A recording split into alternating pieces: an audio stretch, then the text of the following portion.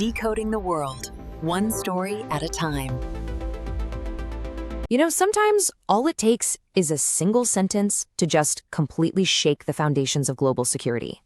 An agreement, something that's been held together for decades, can be shattered in a moment. So let's dive into this, because that's pretty much exactly what just happened.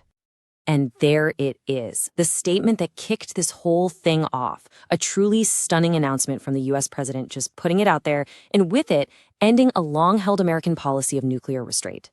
I mean, this one post has sent shockwaves all around the world, and it's putting decades of arms control in real jeopardy. And this number, this is what really puts it all into perspective: 33.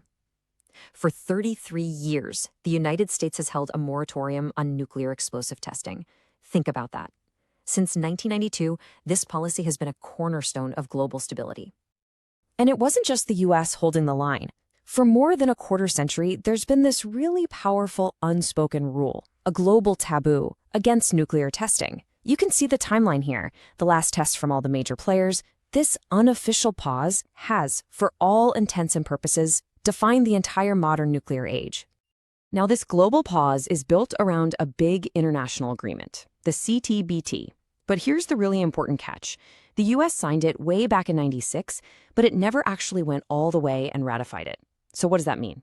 Well, it means that while breaking this 33-year-old norm shatters a powerful global understanding, it doesn't technically violate a legally binding promise for the United States. It's a critical distinction.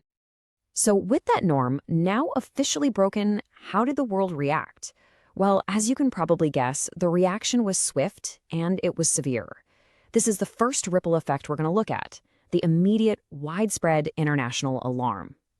The expert community, well, they did not mince words. Arms control advocates immediately slammed the directive. They called it reckless, and they warned it would light the fuse on a terrible new nuclear arms race. And that phrase, a mistake of radioactive proportions, just perfectly captures the level of dread from the very people who spent their entire lives trying to prevent this exact scenario. So what was the official reason for this huge policy shift? Let's break down the claims and then compare them to the reality. The announcement says it's because of other countries' testing. But, well, if you look at the record since 1998, the only country that's actually done a nuclear test is North Korea. The announcement also claims the US has the most weapons, but the data that's publicly available, it shows Russia's arsenal is actually larger. The international response was basically a massive chorus of warnings. Russia immediately said, okay, if you test, we'll act accordingly. China pleaded for the US to stick to the ban. The United Nations warned how incredibly destabilizing this would be. And, maybe most powerfully, the survivors of the atomic bombs in Japan condemned it as an act that humanity just cannot tolerate. Okay, so let's follow that ripple effect as it spreads out, because this kind of crisis doesn't hit every part of the world in the same way. It's creating a really unique and, frankly, dangerous situation in one of the world's most volatile nuclear flashpoints, South Asia. For India, this moment is a huge dilemma. On one hand, is the breakdown of this global rule a fortuitous opportunity, a golden chance to advance their own strategic goals? Or, on the other hand, is it a trap that could lead to a massive mistake with devastating regional consequences? To really get why this is such a tough call for India, you have to understand their unique position. See, just like the US, India isn't legally bound by the CTBT because they never signed it. But, and this is a big but, ever since their last tests in 1998, they've stuck to their own voluntary moratorium. They've been playing by the spirit of the rules, which has helped position them as a responsible nuclear power. So why would India even think about testing now?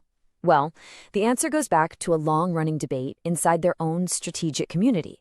A lot of experts believe that their 1998 thermonuclear test, that's the most powerful kind of nuke, was actually a failure, or what they call a fizzle. And if that's true, it could mean there's a serious gap in their deterrent, especially for a country whose entire nuclear doctrine is based on the threat of massive retaliation. And this right here, this is the core trade-off for India. The opportunity is huge, strategically speaking. A US test would give them the political cover they might need to fix that potential gap in their arsenal. But the cost is immense.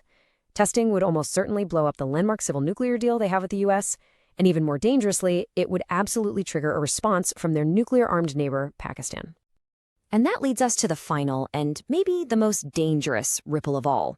We're talking about a decision made in Washington setting off a predictable, terrifying chain reaction of dominoes falling halfway around the world.